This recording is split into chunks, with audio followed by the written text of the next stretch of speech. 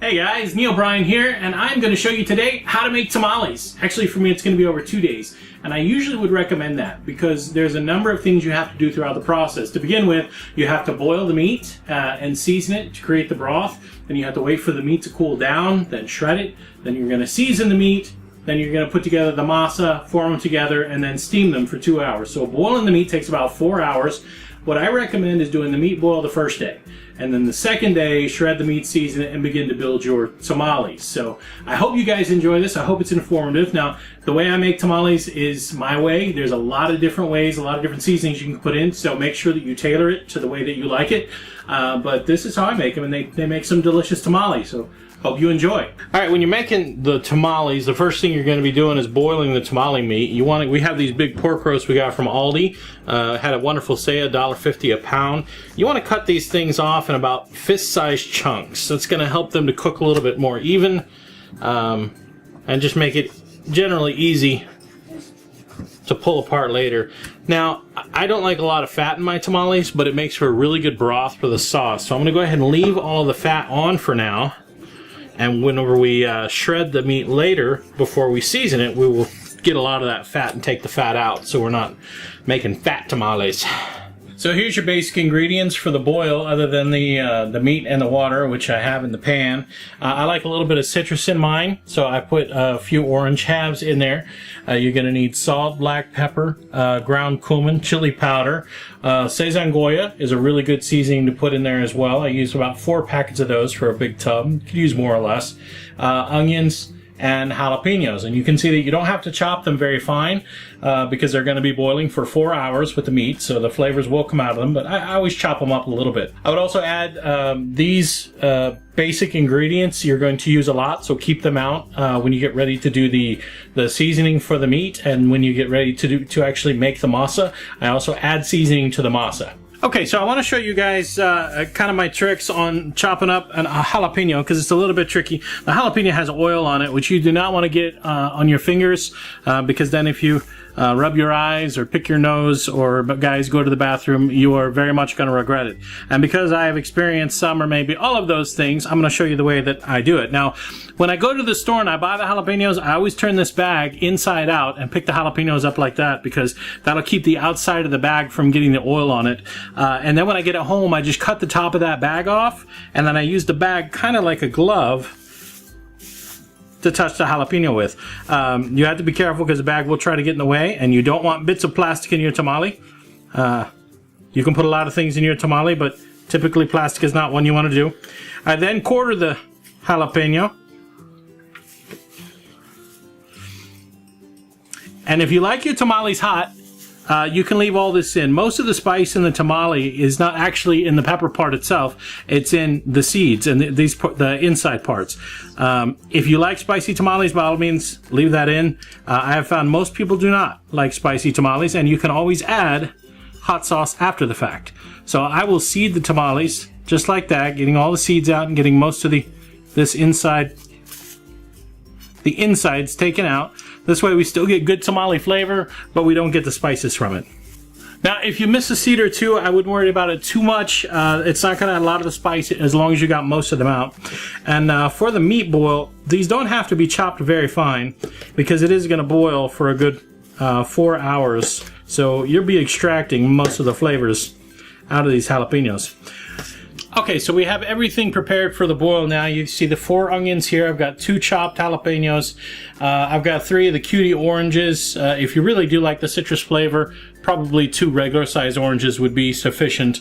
And then I have the dried seasonings here, which is 8 tablespoons of chili powder, 4 tablespoons of garlic powder, 4 tablespoons of salt, 2 tablespoons of pepper, a tablespoon of cumin, and then 4 packets of the Sazon Goya that I showed you earlier.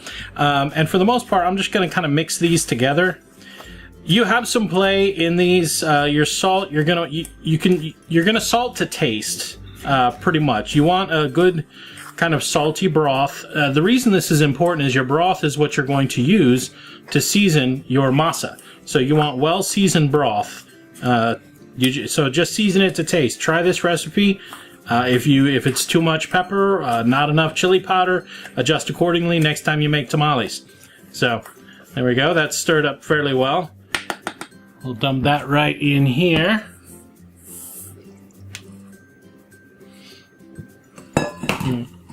All right, and these oranges, I'm just gonna squeeze the sauce, squeeze the juice into it and drop those in.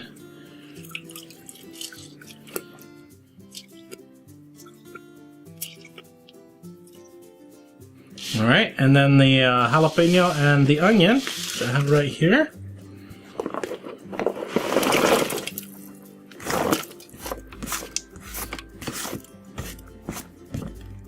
And you're going to want a good long wooden spoon and just stir that all up in there. Now you may have noticed I actually preheated my water a little bit because I had to run to the grocery store and pick up a couple of items I'd forgotten about. You normally would not. Normally you would just have your raw meat in the boil, and the reason for that is the raw meat with the seasoning is going to absorb more of the seasoning than the cooked meat. So not a lot of harm done here. It didn't cook very long, but generally you're not going to start the cook before you add the seasonings. All right, and this is now going to go on the stovetop. You're going to want to boil this for really 3 to 4 hours. You want to get it to the point that you pull the meat out and the meat tears apart very easily, which you probably use forks for because it's going to be incredibly hot. So that's what you're going to be doing the next 4 hours. Just let this thing boil. Add water as you need to. Make sure there is no meat exposed on the surface, because if there's any meat sticking out of the top, that meat is going to dry out and kind of mess up that portion of the meat. So keep an eye on it. Make sure it doesn't boil down too far, and let this thing just kind of cook over a medium heat for 4 hours. Okay, so it's been 4 hours, so our tamale meat should be done. Let's take a look. Now, I got in here and I stirred it probably every 20 to 30 minutes. The pork decided it really wanted to float, so I wanted to turn it over on occasion so we didn't get any edges dry. Let's take a look at this. Fogging up my camera. Got a nice deep red broth from all the spices. It's going to make a really good masa. And all these fist-sized chunks of pork. Let's see if they pull apart well. Alright, so let's see if this is cooked enough. If it is, then it should come apart just like that, very easily. So I'm going to turn the heat off, let this thing cool down, and once it's cool, I'll pull all the meat. We'll save that broth for the masa tomorrow, and I'll pick a bunch of the fat out because nobody likes a fat tamale. Then we'll season the meat tomorrow and start putting together tamales. Hey guys, well, it's day 2, and so what we have today, yesterday when we finished, I took the broth and strained it through a colander, so that got all the chunks of jalapeno, onions, and of course all the meat separated out. And so the meat is now in a pot right here. So this is the next step. What we're about to do now is we're just going to take this out by hand and shred it. We're going to take the bits of fat and we're going to give that to the dogs because, like I said, we don't really like fat tamales. And we're going to separate the fat from the meat, shred it out, and then I will pop this camera back on and show you how to season the meat when we finish. Okay, so we've shredded the meat here. We have a great big bowl of this shredded pork, which, by the way, you can use any kind of meat when you're making these tamales. Beef, chicken, pork, goat, lamb, whatever you want to use. So basically, I look for whatever the cheapest meat possible is. This was probably about 12 pounds of pork roast that I found for $1.50 each. So we shredded the meat, we took out all the fat. Now it's time to season the meat before we do our tamale build. So we got peppers. This is what we're going to start with. We have these dried chili peppers. I have some Anaheims, and then I also have some ancho peppers. The Anaheims are the more smooth ones. The ancho peppers are kind of the wrinkly ones. I think these complement one another very well. They're both a fairly mild pepper. So I'm going to show you guys how to rehydrate these. We're going to seed and rehydrate them. And then we're going to mix together a mixture, an oil-based mixture that we're going to combine to the meat to do another seasoning of the meat. So I got a pot of boiling water behind me. This recipe actually calls for only 6 peppers, but I do have an awful lot of meat there, and I like the pepper flavor. So I've got 6 of each, actually. I've got 6 of my Anaheims and 6 of my ancho peppers.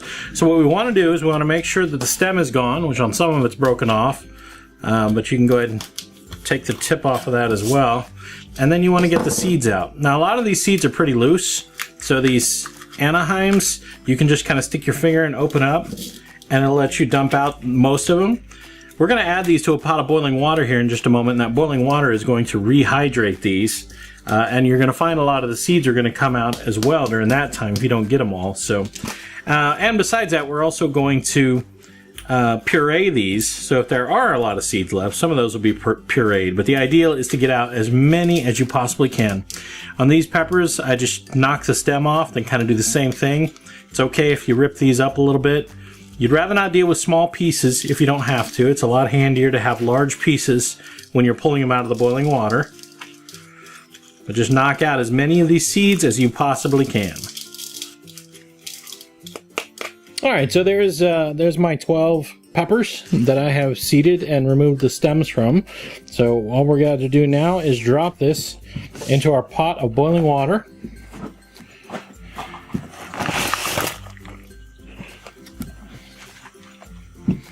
Now they are going to float, so there's not a lot you can do about that. What I recommend is just get them immersed as you can, and then put a lid on it and let them hydrate for probably 20 to 30 minutes. And then you'll be able to puree those. We'll puree those into a blend with some other spices to season the meat with. Alright, so here we have the seasonings we're going to be using for the meat flavoring. Our chilies are done.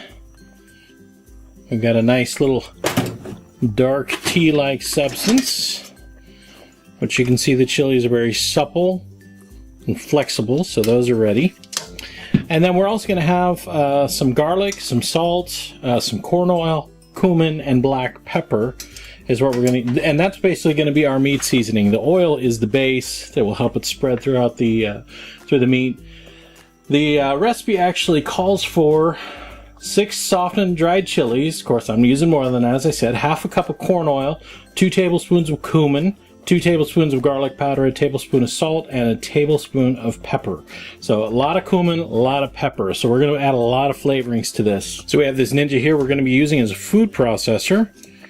So I'm going to try to get out as much of the water as I can, but if some goes in, it's not a big deal.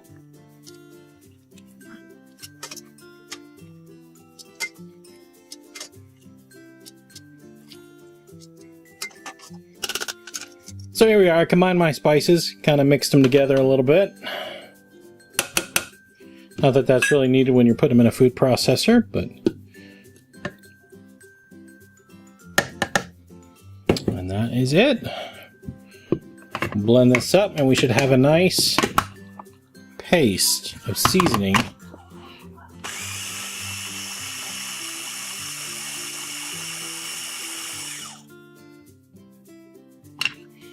Take a look at what we got. That is what that should look like. A nice dark red. Ooh, and it smells delicious. Although be careful sticking your nose in it. Those are peppers, so it will burn a bit. So we'll add that to our meat and mix it in. Okay, so we have our meat seasoning here. So I'm going to pour that onto our meat. You can see the consistency over there. That's kind of what you're looking for. Something kind of thick, maybe a little bit pasty. So this is the second and final seasoning that goes into the meat. First one, of course, was in the boil with all the spices that we added to that. Although a lot of those spices was for the broth itself, because that's what we'll use when we make the masa, which I will show you here in just a moment. Now the messy part. Make sure that your hands are clean and washed, and go to town. Ew. Yeah. Okay. Well, that's a little warm. Make sure it's not too hot when you get into it, and you just want to thoroughly mix this in. You want all the seasoning on all the meat. So it's probably going to take a little bit. Dedication and time. But with perseverance and love and passion, you will have properly seasoned tamale meat. Now, the good news is, once this tamale meat is seasoned, if you have a freezer, this will hold in the freezer for probably up to 6 weeks. You could probably even go longer, but at some point it's going to start freezer burning. I don't know, a lot of our day is already kind of burned with some other activities that we had, so I don't know if we're actually going to make all of this into tamales today. So we will probably mix this up. Then we'll mix up some masa, do a few pots, because it takes 2 hours of steaming. So we'll do probably 2 or 3 pots of tamales, and then put the rest of this in the freezer, and we'll do some tamale building another time. Oh, this smells delicious.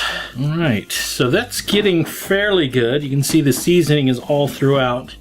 Got a couple of spots left. And this is another opportunity to kind of, if you find any big chunks that didn't get shredded well, go ahead and shred those up. You can see there's a few bigger pieces of pepper left in here that didn't puree up. It's okay because those are fairly mild peppers. Got another piece of fat. Take that out. You will not escape, my pretty. And there you go. Seasoned tamale meat. Okay, so our tamale meat is all prepared, so now it is time to make our masa. Now, generally, if you want to do a traditional Mexican masa, the only seasoning you actually use is from the broth itself. Personally, I like a little more flavor in my masa, and so I go ahead and I add some. So keep in mind, this is optional. I would highly recommend you taste your broth to see how much seasoning is in it, if you like the salt level and everything, because if you do, you're not going to want to add a whole lot. If you don't, then obviously you're going to want to add a little bit to taste. So I've got a 2-cup sifter here, and I put it in. Now I'm just going to add my basic ingredients that I put in most of the rest of the things. I like chili powder, so I'm going to put a little bit more chili powder on top. If you're curious, I know I'm not measuring. The recipe that I use would be 2 cups of masa, which this is a 2-cup sifter, 2 tablespoons of chili powder, then a tablespoon of garlic powder, a teaspoon of onion powder, a teaspoon of cumin, a teaspoon of salt, and a teaspoon of pepper. But if I got a pretty good idea of the seasonings you like and you understand the 2-cup measuring, you can kind of also add it visually. This is my onion powder. That was my cumin, was the last thing I put on.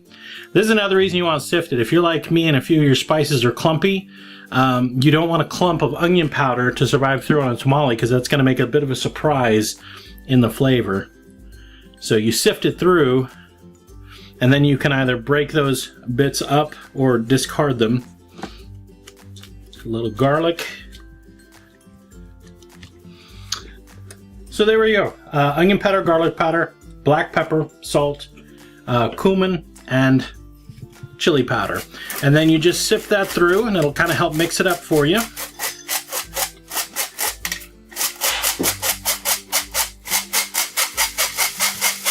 There you go, and you see I've got quite a few bits of clumps, so I could press those through or throw them away, but I feel pretty good about what it is, so I'm going to get rid of these. And we will do another 2 cups on top of that. I've got a big bowl here. I could probably fit about 8 cups, so I could do this 4 times over.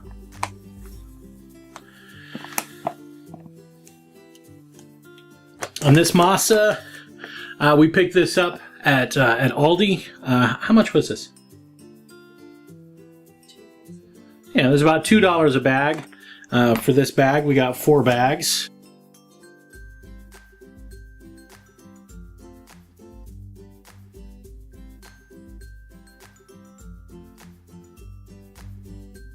Okay, so we have the masa all mixed up. The only thing we need now is the broth. So this will start making a bit more of a mess of your kitchen.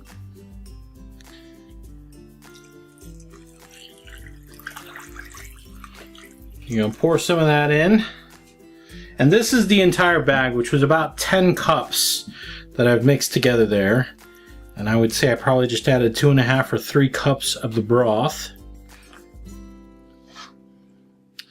And it looks like I will be adding more. And what we're going to do is we're going to get enough broth in this to get it to a texture about like frosting, because it needs to be spreadable.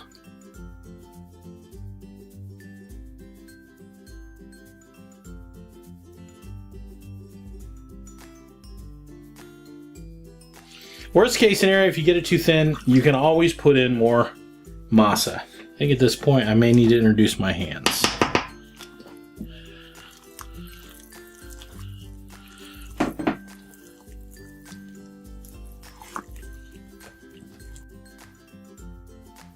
And yes, making tamales is a very messy process, but the end result is so delicious. Well, this is getting pretty close to a winner. We finish mixing this up and we will see. That's a pretty good texture.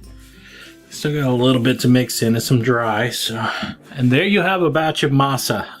Probably maybe a little bit thick on this end, but that's okay. You've got a little bit of liberty or leeway between, but obviously still going to be very spreadable.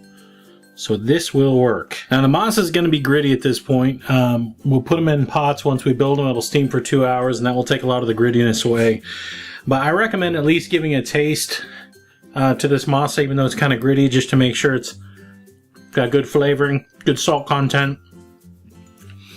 It probably will have plenty of salt. The problem may be, like with me with adding, may have too much salt, in which case you're probably going to want to maybe, in this case, get a bigger bowl and bring in some more masa to try to dilute that salt out a bit. But this actually has a really good flavor. I'm very happy with it, so we are going to run with it. Okay, so we're getting ready to do our build. We have 3 pots that we use to make tamales. First one is an enamel pot we've had for some time. You want to make sure that you've got your water as full as possible, because this is going to boil and steam for 2 hours, and you don't want it to boil dry. But you don't want it to be over the top of this grate, because you don't want your tamales to be boiled. You want them to be steamed. As a matter of fact, we put a layer of small husks on the bottom to make sure if there is any bubbling that comes up from the water, that it doesn't really hit the tamales that we're going to make. Got another one back here, and of course we have our big giant 32 quart right here, which is the same. We got that full of water, ready to steam. So we will take these over to the table one at a time. Probably start with the biggest one first. So we'll take these over to the table one at a time, and we'll start building our tamales. Okay, so now it's time for the tamale build. So we've got our corn husks, which I didn't mention earlier and probably should have. These need to soak in water for about 2 hours. So I put these down in water, I put a bowl on top of them, and put one of my 4.5 pound bags of masa on that bowl, because they float, to hold them down under the water. So you need to be having these soaked for about 2 hours before you can build your tamales. So we got our corn husks, we've got our tamale meat, and here we have our masa. So we're going to grab us some masa and spread it onto the sheet, onto the corn husk. Now, I have seen some ladies that are like bricklayers, where literally they take a scoop, swipe, and they're done. I've never gotten that good, but I have made a lot of tamales. Maybe one of these days I'll get there. Then you take a line of the meat and you put it right down the middle.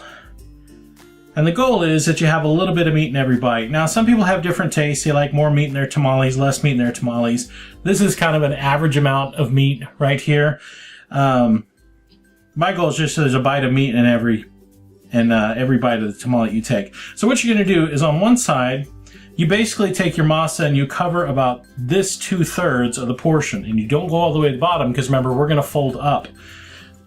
So you take it, once you have it like that, I usually put my finger on the meat to kind of tuck it in a little bit, and I put that over, and I press the masa down from that side onto the masa the other side. Then I can peel this corn husk up, and you can see it stayed down in there and is off of this. Then I pull this side up,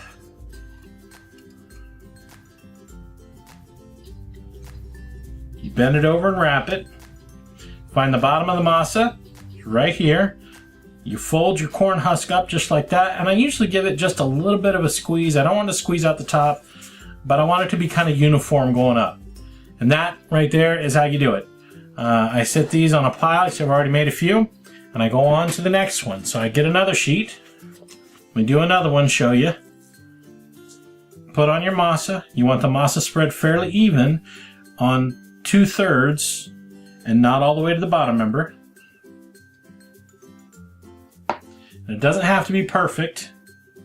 You put a line of the tamale meat, like so. Wrap the one side over, press it down,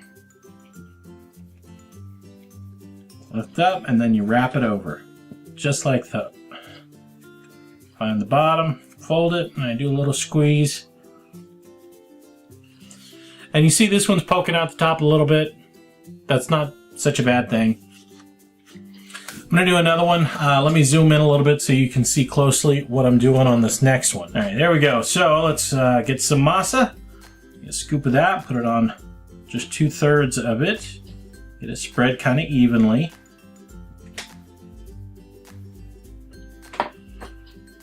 Okay, get some tamale meat.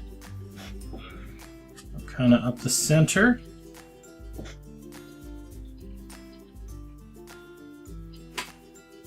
Press one side over. Press the masa down into the other side.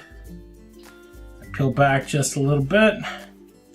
And then I wrap that around. Find your bottom. Fold it up. Press out any air bubbles. There you are. That is how you do a tamale build. So these are going to go into the steaming pots. We'll fill one pot at a time because, well, you can't fill multiple pots at a time unless you do a large family. This is a good opportunity for families to get together. This is the time you want to bring in as many people as possible and getting them helping you build your tamales as quickly as you can. This is probably the most intensive part of the process, so having some additional hands helping you to do the build is ideal. This is also a good family time, good friend time. This is where you do a lot of your bonding. This is a social event in Mexico when people are making tamales. They get together and kind of share their lives with each other over a little tamale making party. I would add the amount of meat you put on is kind of up to you. If you're doing a fundraiser or you're selling them, you're probably going to put a little bit less meat. If you want them for yourselves and you like it, obviously you'll pile that meat on a little thicker. Most traditional Mexican food, you will find that things that are inexpensive, they'll use a lot of. So masa, for instance, is very inexpensive, whereas the meat is not. So in a traditional Mexican tamale, you'll find there's really not a lot of meat. There's enough that you'll have some in each bite, but most of it is going to be your flavor and your masa surrounded by the meat. All right, so we're going to make up a bunch of these tamales. We're going to put them in our pans that I've already showed you and turn those on so that they'll steam. They need to steam for about 2 hours. And the way you'll know it is you will take one of the tamales out. You'll probably want to let it cool a little bit. After 2 hours, take one out and give it a taste. And if it's gritty at all, that means the masa is not done cooking. If it's nice and smooth and a good tamale texture, then you have successfully completed a batch of tamales. The last thing I would probably mention, perfection is not the focus.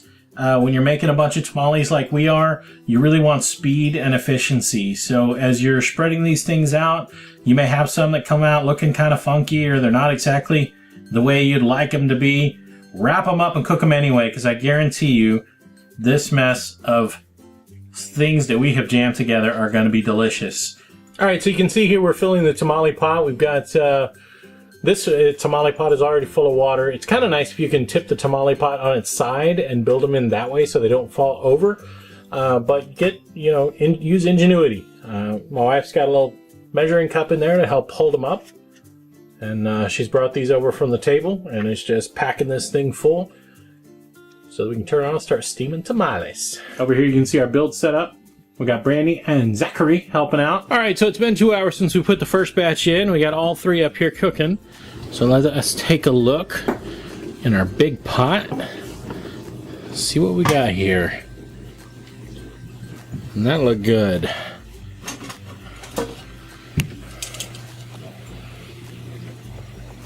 All right, let's we'll grab this bad boy.